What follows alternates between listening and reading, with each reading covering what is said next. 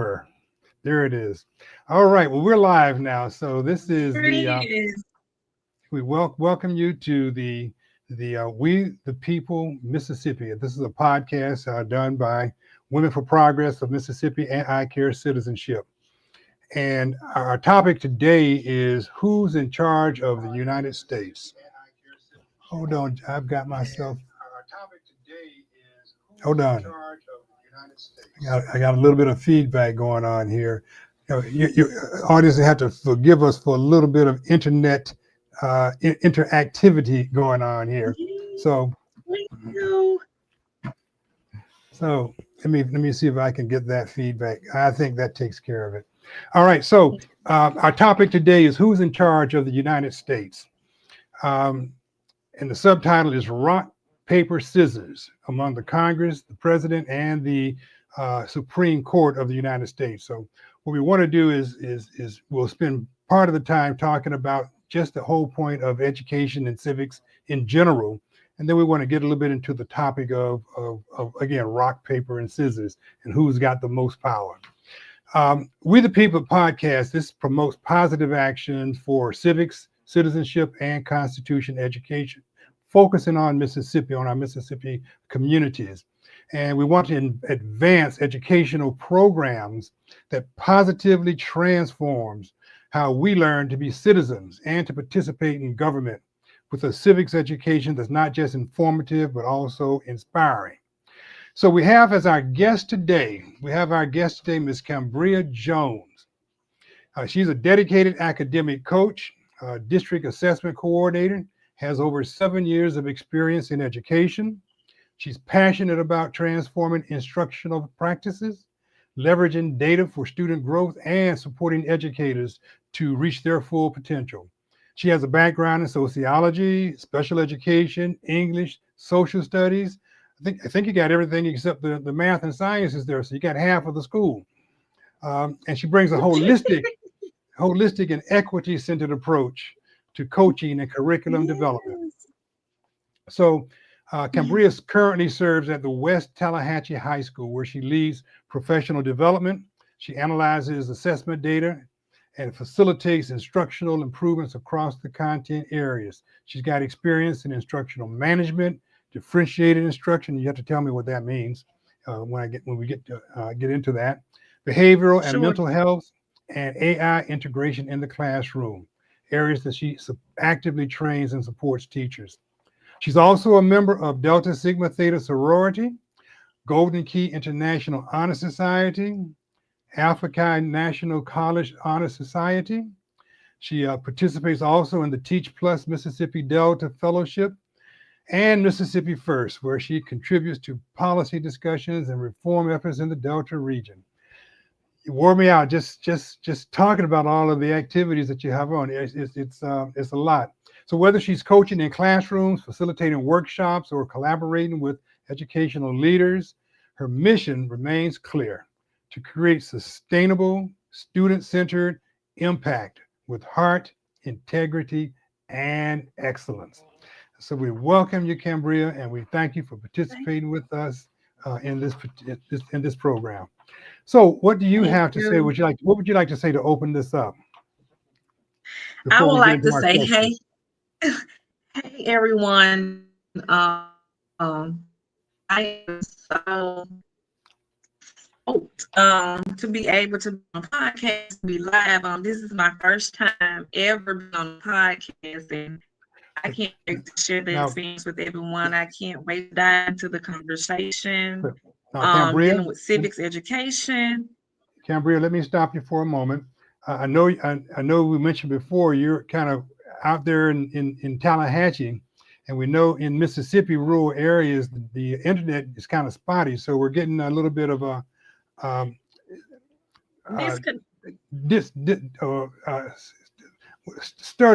staggered of audio from you. So if it continues, I'm going to ask you to just cut off your video and we'll just go on audio only. But right now, just continue. Okay. I apologize. I am down in the heart of Delta in a rural area. I'm currently still at work, so that may be going on with the infrastructure as far as the internet. But I'm so happy to be on We the People podcast this evening to discuss integrating civic education Okay. our curriculum here. Okay. So I'm going to ask you to cut your video and see if we can get some bandwidth just to go on your audio, because we really want to hear what you're saying, and it's coming through pretty irregular. So if you can just turn your Okay. camera off, and we'll just see if audio works well for that. Okay.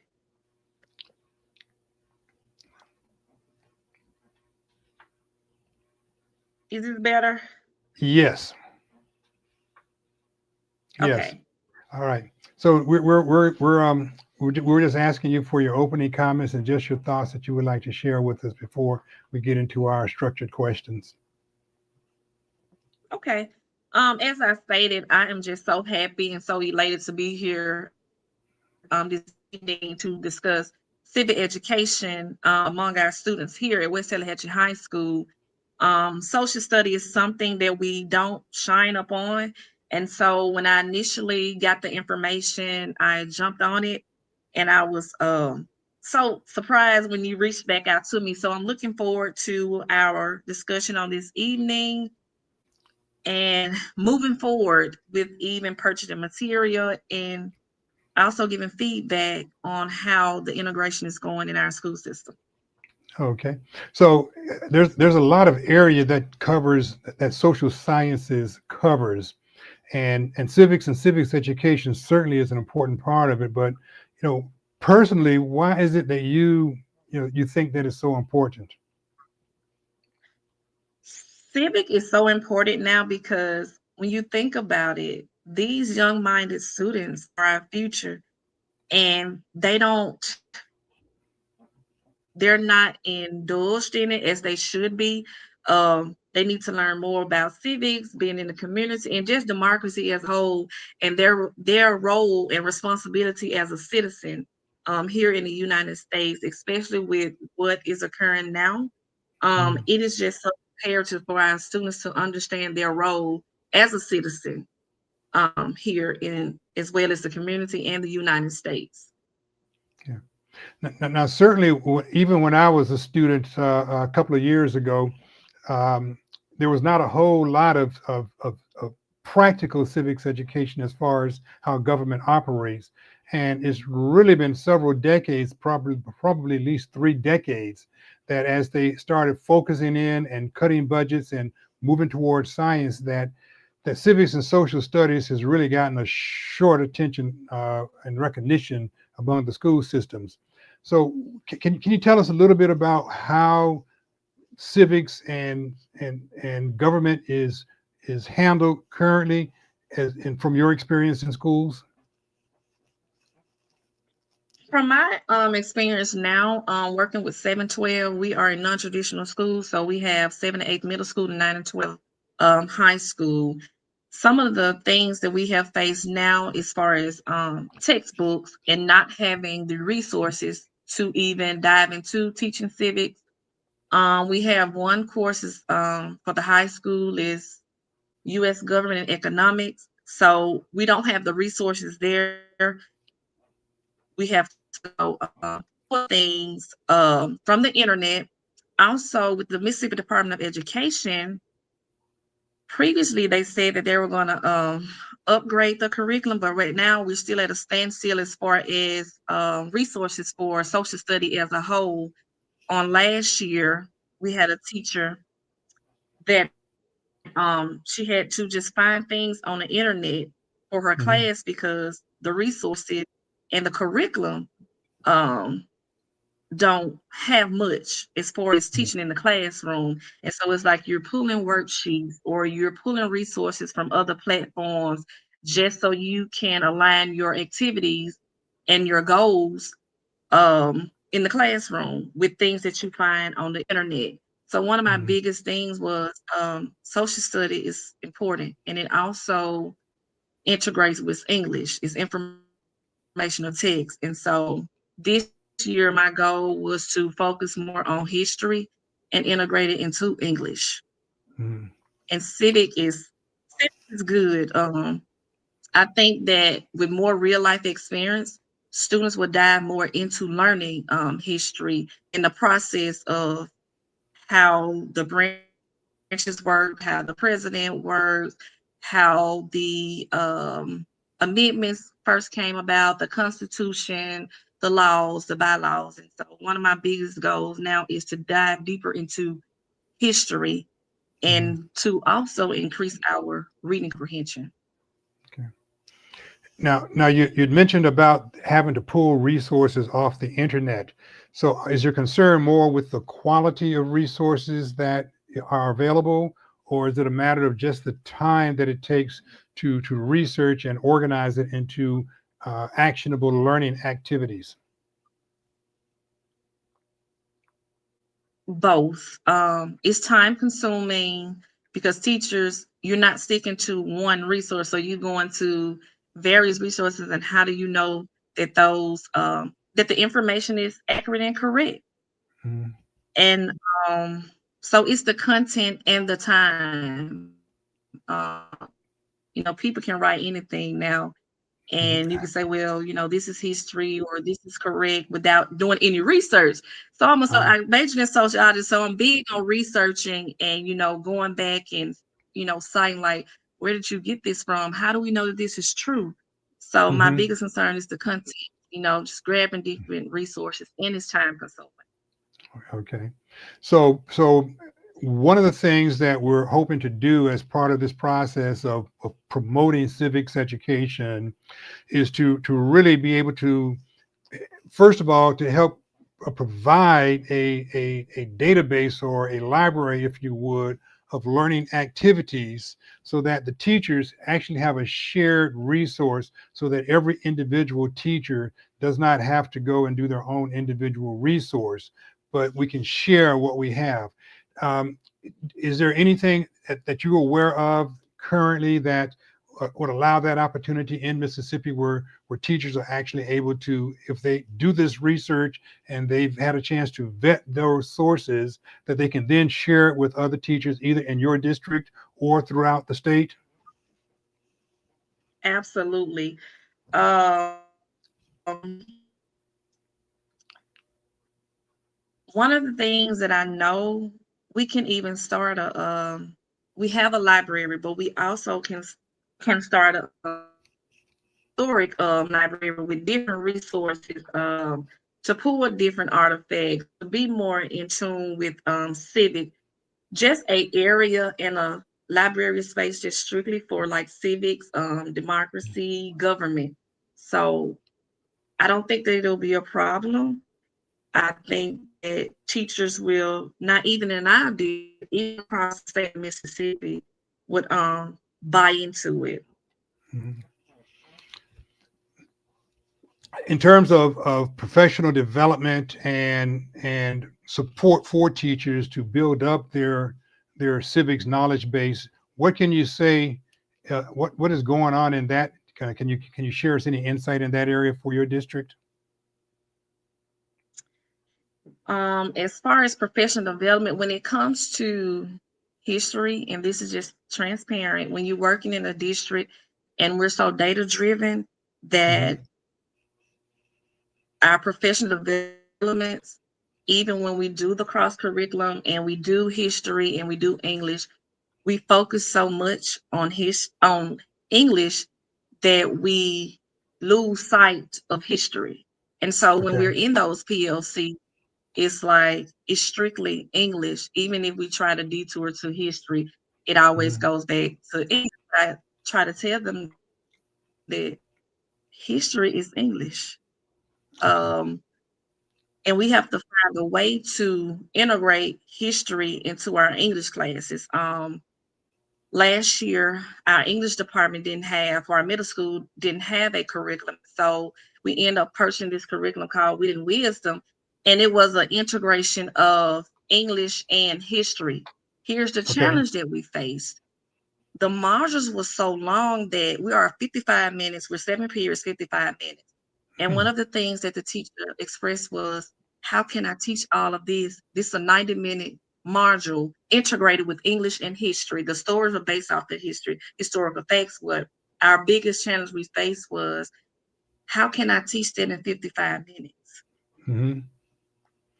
And so those are one of the things when it comes to professional development, and we talk about those things too. How can we assure that we are given the same amount of time as we do to history, to English, I'm sorry, to history. And so now we're trying to close that gap of finding a way to actually integrate history into English, even at the elementary level. Social study is not shined up on. And so one of the things that we're trying to do this year is focus more on history, social study. Mm-hmm.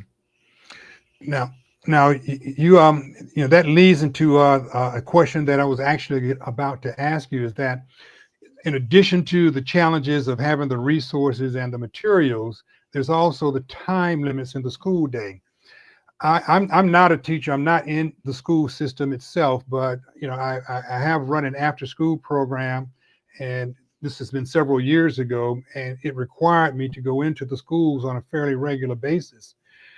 And I mean, before then I would complain about what teachers should or should not do, but after my second site visit to a junior high school, I had no complaints at all. It just seems that the staff and the teachers are doing the best they can and just kind of hanging on for dear life in some cases. The analogy I draw to it is at the races. When the bell goes off and the horses start running, it's like it doesn't end until 4 o'clock in the afternoon. There really doesn't appear to be any real break time involved.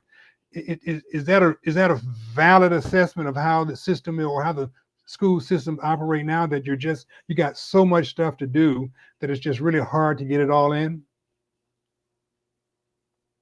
That's true. Even teachers, they have a 55-minute planning period, but at the same time, you're still cramming for time. Even during your instructional planning period, it's always something. We have POCs, which are professional learning, or they're making copies, or they're just trying to debrief from classes previously. And so that's another thing that we is a challenge for us, balance. Okay. Planning period, we say planning period is for work. I say planning period is a balance between work and to debrief So from so previous so periods part and content that has been taught. so part preparation and part recuperation. Yes. Okay. Yes. Now, I got a couple of questions that are on our chat, so I'm going to move from the questions that I prepared for you. And one of the questions is, how do we get parents and the community involved in the education of their children? Um, and I'm going to share my answer to that, but I'm going to ask you for yours as well. And mine goes from when I was doing the after school program. And at first, because that was kind of my first experience in the educational system, other than being a student, I thought that the parents really were not motivated and really didn't care about what was going on. But as I, worked with them and got to know what's going on, there were two things that I found: is that the parents also were very, very time constrained. Our after school program was upper elementary and middle school. And what I found is that sometimes we would have the mother would send the high school kid up so that she could stay in the car with the baby in order to get the elementary or the middle school student, or that the father would come in between his one job to pick up the kids, drop them off at home so he could go to another job, or that they were so intimidated by the school system and just not knowing how to navigate the system. So I had to soften my attitude, because a lot of parents really don't know how to engage with the educational system. So what can you tell, what tips or clues can you tell us about how parents and the community can better support and be engaged with the schools?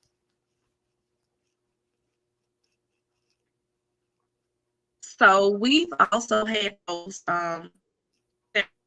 here in our things we have parent page on is the middle in the school. And one thing that we have to realize when you're working in education, that everyone is a stakeholder, from the community, the people in the community, to the janitor, to the students. And so the focus is to build a community school, build a school where parents feel comfortable and they don't feel like they're intimidated by what is being asked or what is being taught or what they have seen. And so one of the things that we're doing this year as well is trying to build a community school to better fit the community so they can understand. So we both can be on the same page and we can both understand at the same level and not them trying to look at it through the lens of an educator.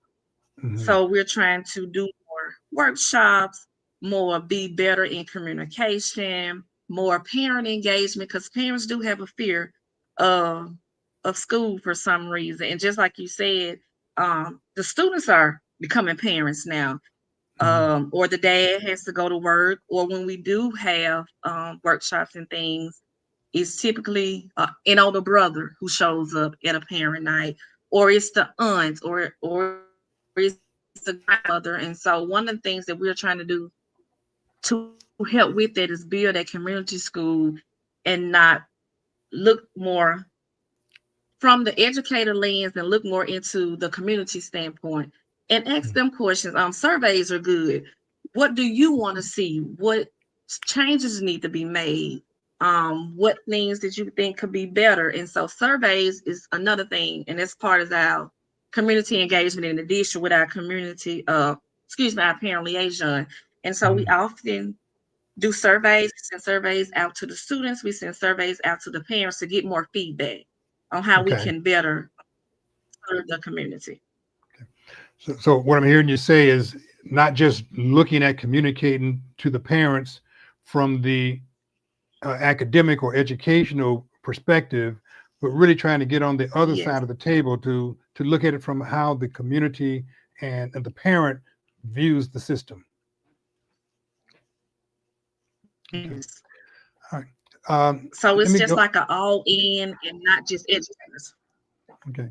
So one of the things as we look at the overall program that ICare, Citizenship, and Women for Progress are looking to do as part of this outreach for promoting civics and citizenship and constitution education, I mentioned earlier about helping to develop a resource base of materials that can be shared so that each teacher does not have to always go out and do their own individual research for these learning materials. The other part of it is that there also needs to be an availability of community people, subject matter experts, attorneys, judges, for an example, who can come into the schools. But part of the challenge, of course, is that since the teachers are pretty much locked in all day long during the business hours, if they don't have a personal relationship, a connection with someone that they know, is very difficult to get those outside resources. So as we look at developing a pool of people in the community who can help support these civics education activities, what are some of the things that you would suggest we look at so that not only do we have people who are qualified intellectually and academically, but that, also that we can vet them, because again, we're talking about schools being a vulnerable population. So we can't just open everything up. We've got to have some controls over how we do this. So what are your suggestions in terms of, as we go about this, how do we do it the right way?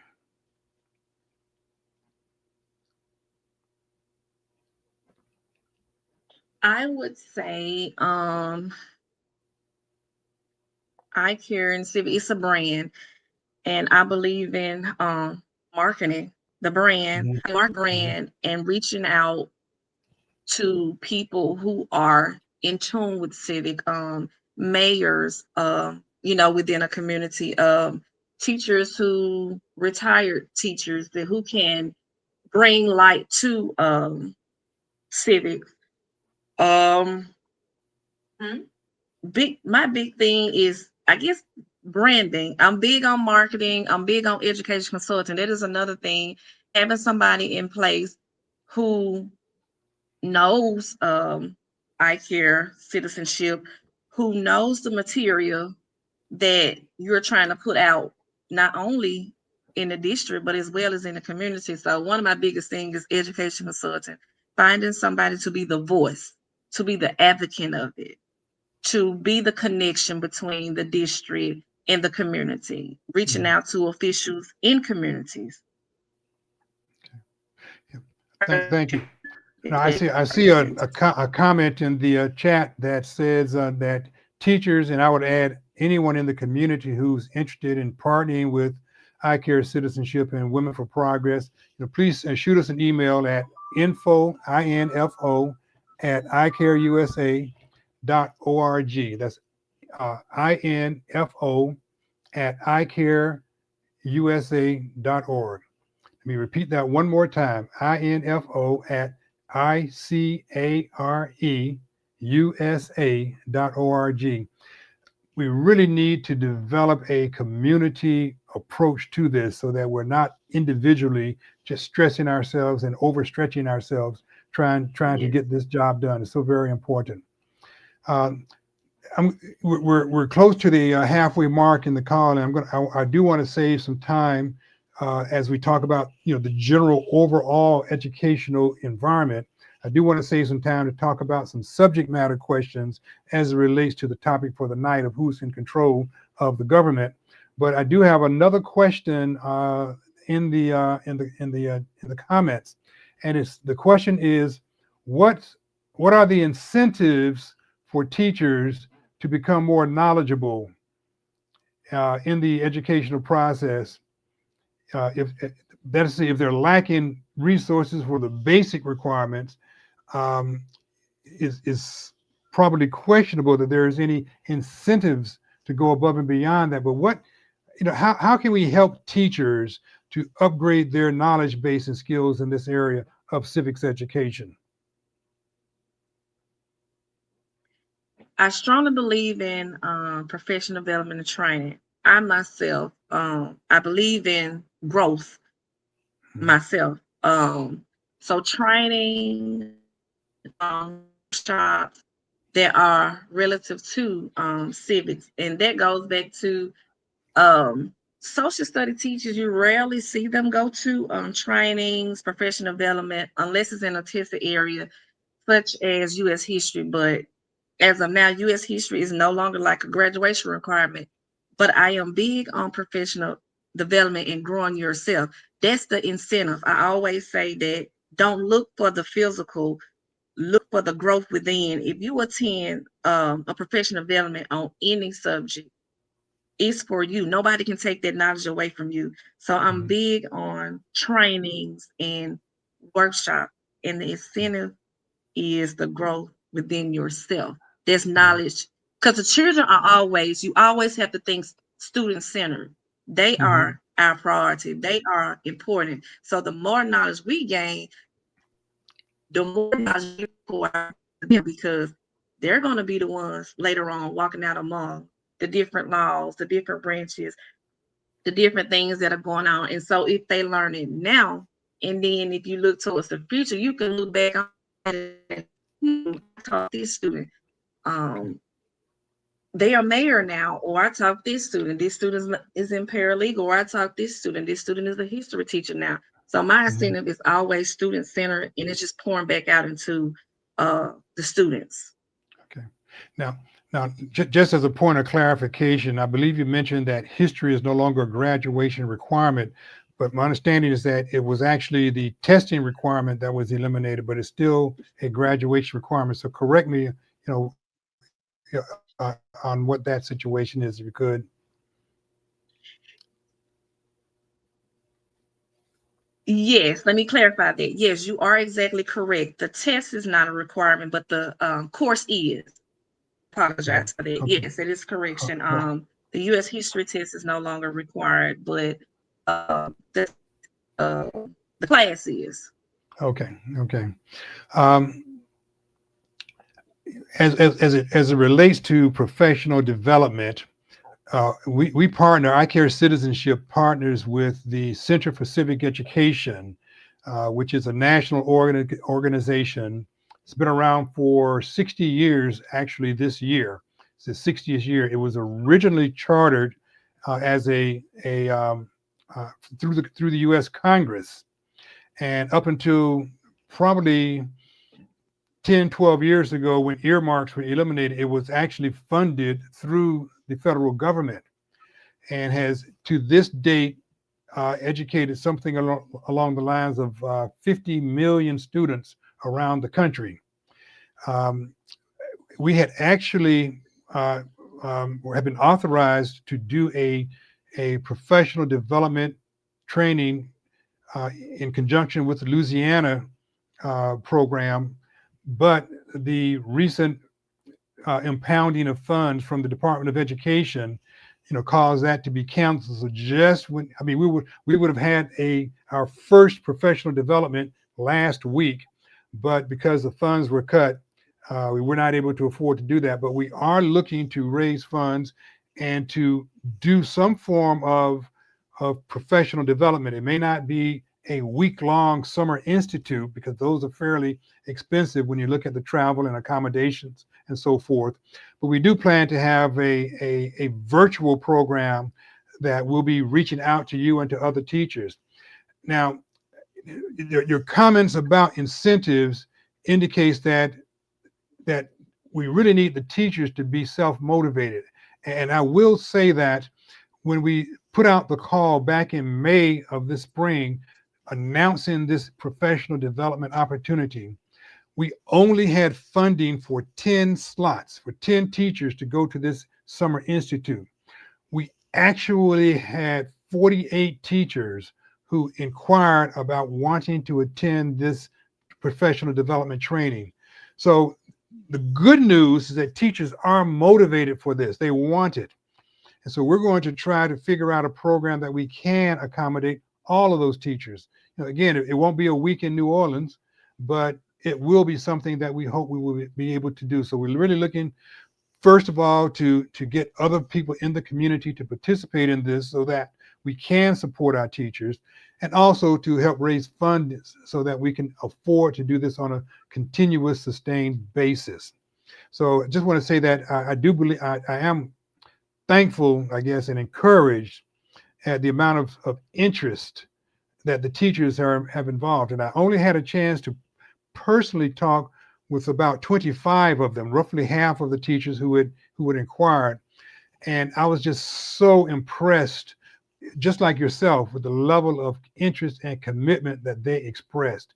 So I'm confident that if we can do and pull together the professional development program, that we will have the participation. But again, it's just everybody is so busy. Not only the teachers, but even the administrators.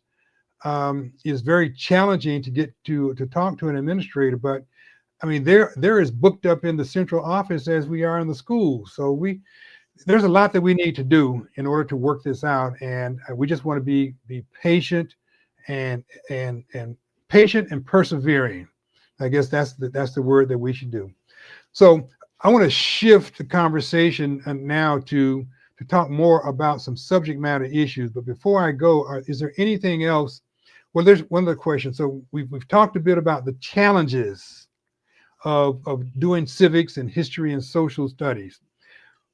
What are the opportunities? What do you see as some opportunities in that area before we move on? What are the opportunities for improving our civics and social studies education? One is experimental learning. Students get to engage more into the civics and lead real projects. I love doing projects. I love doing research. I believe in hands-on. I believe in real life experience. So one will be experimental learning. You can give projects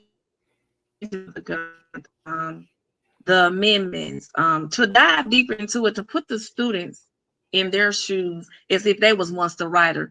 What would you say if you had wrote the First Amendment, or what would you say if you had wrote the 14th Amendment? So one of the things is the opportunity to experiment and learn. They diving deeper into real life's experience and get to research and just put themselves in the shoes as if they were the person who had wrote the law years and years ago. Another one is gaining in the STEM, in our STEM curriculum. I think that learning more civic helps us boost our history as far as proficiency level and as far as researching. When we dive off into research, and that piggybacks on science, and so our students range of understanding civic education. Okay. All right. So the I want to shift a bit now, as I said earlier, to talk a bit more about subject matter. One our partner, the Center for Civic Education, on that website, the website address is civiced.org, CIVICED.org. And it has a tremendous amount of resources and information on that website. It, lesson plans and so forth. But again, it's very time consuming. I've tried to slog through some of it, and it is just overwhelming how much information it has. But one of the things that I want to focus on as we put together our professional development is a series of videos that the center offers. They call them 60-second civics lessons. And I think this addresses one of the comments you had made earlier about a curriculum you had that was a 90-minute curriculum. And even for schools that have block, large, 2-hour blocks for their classes, that's still a very difficult thing to do. So one of the things that I like about the 60-second civics videos is that as we develop our professional development materials, what I want to focus on is to take those videos, which are anywhere from 60 seconds, some of them extend maybe 2.5 minutes, but they're not long, and they're not, they're straight facts. They're not cartoons. It's just straight information. But the advantage of it, of course, is that if you get bored, it's over before you fall asleep. We're talking like 60 seconds to 2 minutes. So I really like that.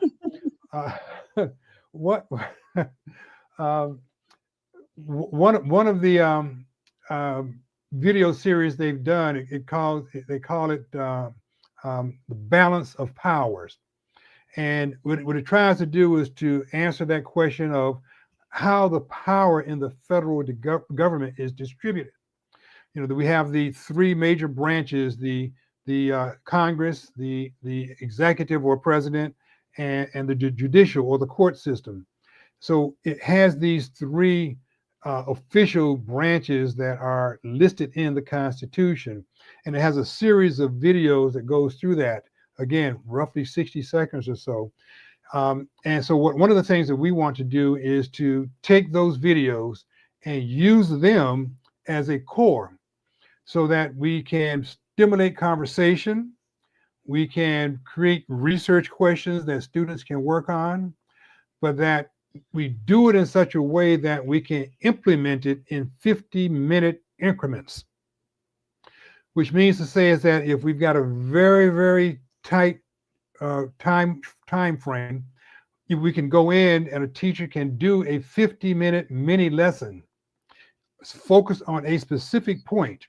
They're not going to be comprehensive. They're not going to cover everything, but it will address a specific point of civics. And if they so choose, they may and have additional time available, they'll be able to string 2 or 3 of them together. So if they want to do 15 minutes, they can, or they may do 3 segments and have a complete 45-minute segment that they can do. So we want to have that kind of flexibility for the teachers, that if they got a small amount of time, we've got a relevant learning activity, or if they have an entire class period, we have something that works for them. What are your thoughts about that approach? I think that is awesome and amazing. And I know one of the things you said when you was reading my introduction about differentiation instruction, that also piggybacks to that with the timing. Like those 60-second videos, we have some students that are able to concentrate and watch 5 to 10 minutes videos. We have some you can lose their concentration just like that, even with the 50-minute. Mhm. It's time management. It helps with the breakdown of the lesson or the breakdown of the video or the breakdown of the activity. 50 minutes with them still having maybe 5 minutes left over to do an exit ticket or to do a um, checkpoint. Like, what have we learned doing even a 60-second video? What have we learned within this 50 minutes in the 50-minute increment? So that goes back to differentiation instruction, whether it's Yeah. small group, whether the video is 60 minutes. We call that moderating or crunching. You chunk it down to a smaller so the students are able to focus more. So 60 minutes is not 60 minutes, 60 seconds is awesome for them. Okay. We can keep them in tune with 60 seconds. And we had to say them, don't close them, yeah. put your head down, you Yeah. miss something. So they'll be anxious and engaged because it's only 60 seconds, so I need you to pay attention within this minute. You won't miss Yeah. anything. So, and actually, as you mentioned, differentiated instruction, how we plan to structure those is, we would have the video, and the videos are already online. There's several hundred of them, so the content is there. But then converting that from simply watching or listening to a video into a more complete learning experience. So that's part of what we will follow up with. Basically, the three components of that approach, we're looking at having the video to have the cornerstone that basically will allow the teacher to facilitate a lecture without them having to actually do the lecture themselves. Within a few minutes, they can preview the video. Then we also have a learning activity guide. And the idea of the learning activity guide is that it would be something that either the teacher can facilitate, but the focus of it will be for it to be student driven, so that either on their device or on a handout, they will have a set of instructions. View the video, define these vocabulary words, or write a summary statement of 100 words or less. Discuss it with your small group. Maybe make a 1-minute presentation, but have a variety of learning and expression opportunities, so that it's all within that package, so that the teacher really just has to take a look at it, vet it, see whether or not that they're comfortable with the material and with the approach. But it's really all encompassing within that learning activity. So it's pretty much, it's just an off the shelf opportunity that within 15 minutes, we can have a complete learning segment. And as you, I'm assuming, as you indicated before, that would be something that would be helpful in the classroom. Yes, very helpful, even with those 15 minutes increment. I think, and I definitely think it'll work well with our middle school, because we're kind of switching up the schedule with them where it's a smaller group. They'll be able to rotate more in those classes and even break down the activities within the civic education. So yes, most definitely. The Now, timing is awesome. And I'm glad you all was able to shine light up on timing without even knowing, without even being in our shoes and understanding how the time is for us as far as oh, instruction. I am not tough enough to be in your shoes. Tell you, as I said, the experience I had with doing the after school program, it kudos and my hats off to you, because it's not something I could do. It's a very challenging job. We got a guest commenting that we should make the activities as interactive as possible, and that is our intent. That if students are engaged and motivated and interactive, as opposed to be passive recipients of knowledge, that will be much more effective.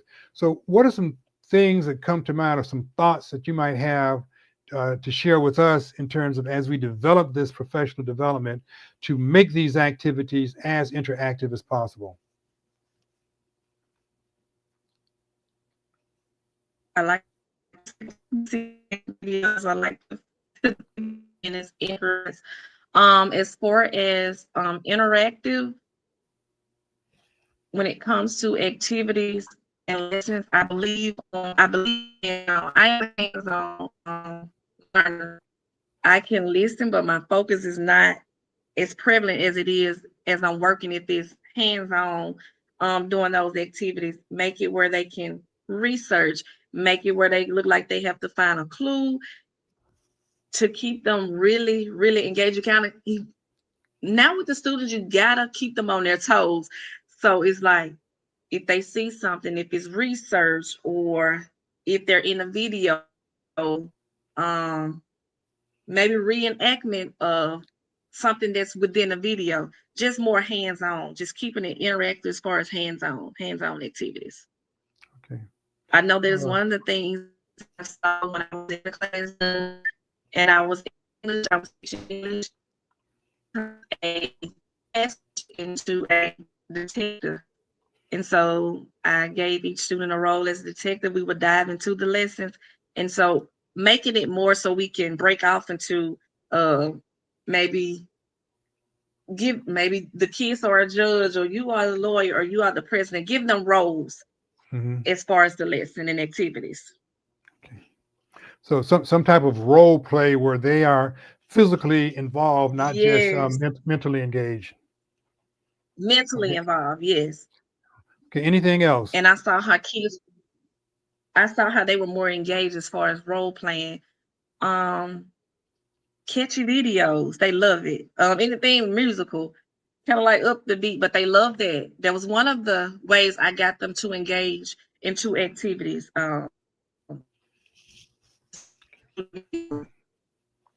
Okay. Or something catchy, something like up to date that'll catch their eye. So yes, definitely upbeat music and information that is in today's society. They love stuff like that. They love things that are happening in today that relates to civic. Yeah. One of the things also we're looking at doing as we do these interactive activities is to actually, what we found in the after school program is that if we gave them the task and a set of instructions on what we were looking for and what the expected outcomes were, that students moved at different levels and different speeds. Some of the students might be able to complete the activity in 10 minutes and the others would take a half an hour. And so what we found, though, is if we had it properly structured and encouraged them, that the students who got done first could actually help the other students in their process. So part of what we're going to be looking to do is, how do we not only have the activities be interactive, but how do we also help the students to support each other in their educational process? So that's again, that's a little bit trickier, but we found that it did work in our after school program with the other upper elementary and the middle school students. So we're going to be trying that as well as we put together these materials. As I look again, as I mentioned, the Center for Civic Education. And by the way, as I mentioned that on the comments, the Civic Education, the Center for Civic Education website address is actually, the correct address is civiced.org, CIVICED.org, CIVICED.org. So just want to bring that to your attention. So thank you. So as we go about the, we're getting close to that wrap up, and anytime I do these webinars and podcasts, it's like in the beginning of it, it's like, well, do we have enough content? But at the end of it, it's like we still have so much to talk about, and the time is running out. So we only have another few minutes. I want to take this time to talk a bit about the subtitle of our podcast today, which is what is it called? Rock, paper, scissors. As an analogy of the Congress, the Supreme Court, and the presidency. Now, I never played that game. I only see it on television. It wasn't really part of my upbringing and culture when I came into it. But I thought it was an analogy that kind of worked well. And I don't know if kids these days get into that much. That might be kind of old school. But the idea of rock, paper, scissors is basically a game that's played between two people, and each player simultaneously will form a shape in their hand. So rock is like a closed fist, paper is like an open hand, and scissors is like like a V. And so you kind of go and whoever there's a set of rules that determines who wins in that particular interaction. So rock beats the scissors, and rock can crush a scissor. The scissor beats paper because scissors can cut paper, and the paper beats rock because paper can cover a rock. Mm-hmm. I didn't make the rules. I'm just reporting the news. But the idea basically is that none of these wins all the time, and that there is a sharing of power in that respect. And that's the comparison between the Congress and the presidency and the Supreme Court, that none of them always wins. The Congress can make the law, but the president can veto a law, which again, the Congress has to come back and overturn that or overrule that by a 2/3 vote if they should desire to do so. Or the Supreme Court can make that law or declare that law constitution, and whereby the Congress can go back and fix the defects in the law that were found to be constitutional. Or like the president, if the president takes an action that's determined to be unconstitutional, then they can go back and fix those defects and bring it back again. So as long as everyone, just like rock, paper, scissors, as long as everyone operates by the rules, the system has a kind of a self-balancing or self-adjustment. Their power is not concentrated in any one area or the other. There's some. One view is that the Congress is the predominant form of institution of government, that they make the laws, that they can actually control what the president do. They can actually, as far as impeachment goes, they can fire the president. That the Congress can also make rules that apply to the Supreme Court. So there's some people who say that the Congress is the predominant is the predominant governmental entity because they have the power to make the laws. Now, the interesting thing about it is that over time, there are others who say that these are equal branches, co-equal branches. That's a lot of what we hear currently, is that the Congress and the government are co-equal branches. And again, there's a difference of opinion in how that goes. I tend to lean on the side of the Congress being the most powerful, because they are the ones, they're the first ones that is listed in the Constitution in Article 1. And they are the ones that can make the laws, which the president is then supposed to execute. The president actually doesn't have power to make law. They can't, and we're going to get into the whole issue of executive orders in a later episode, because in the past 2 decades, we've seen a proliferation of executive orders with the intent of circumventing Congress in some respects, rather than implementing the will of Congress. So I guess my question to you, and again, is not so much in detail of the content of rock, paper, and scissors and who's the most powerful branch, but how can we teach civics and the citizenship and constitution in such a way that we avoid injecting our own personal, political, or social or personal biases into that process? You know, how do we have an objective teaching of the Constitution and of our political system without trying to skew it one way or the other? Any thoughts on that?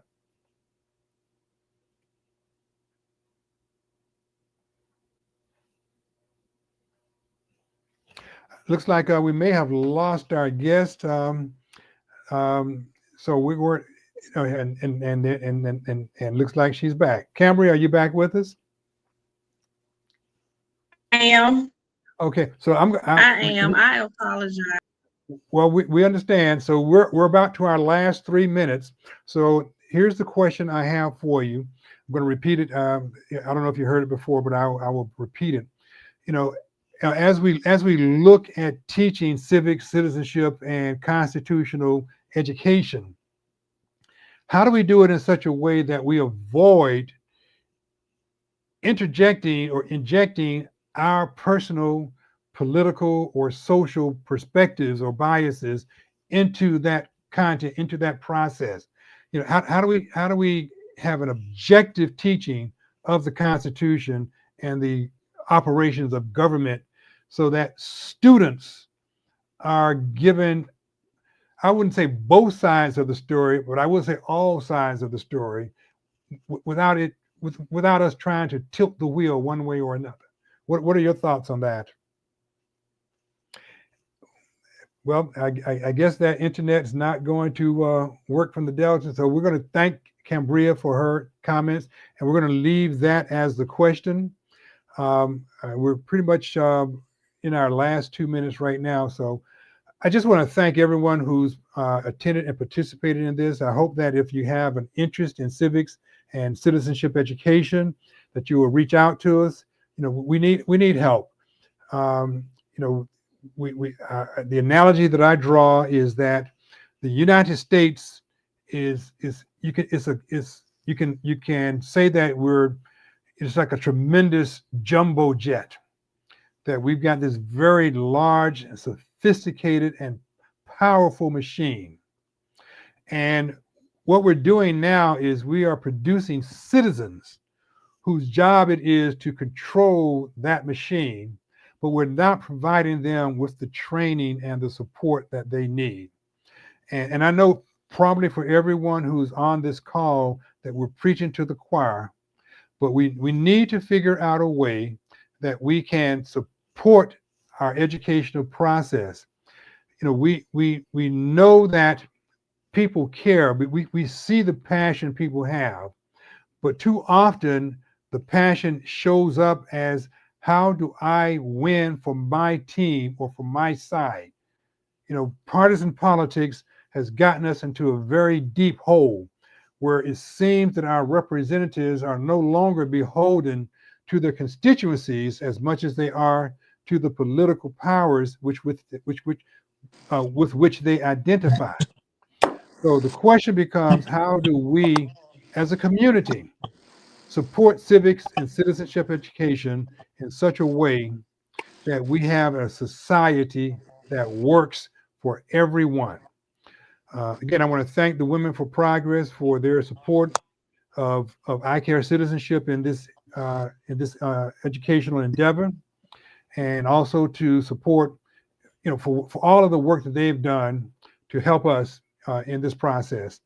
And with that, I want to thank you for your attention and your participation, and we'll consider that to be the wrap up for this particular podcast. Thank you very much.